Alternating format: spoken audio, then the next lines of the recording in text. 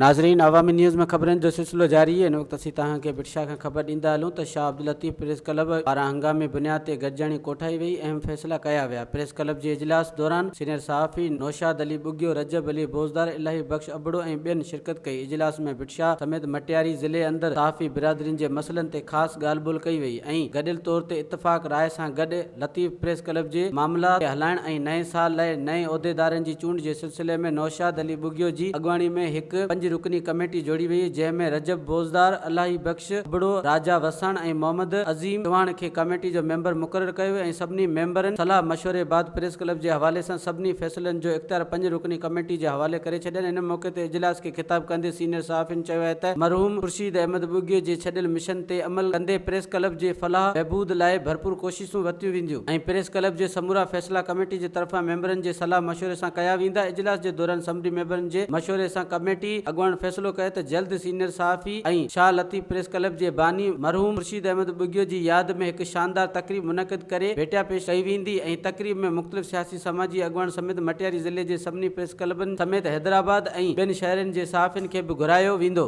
वधीक ख़बरनि ऐं तफ़सील लाइ विज़िट कयो अवामी news Facebook page, YouTube page ऐं अवामी न्यूज़ वेबसाइट।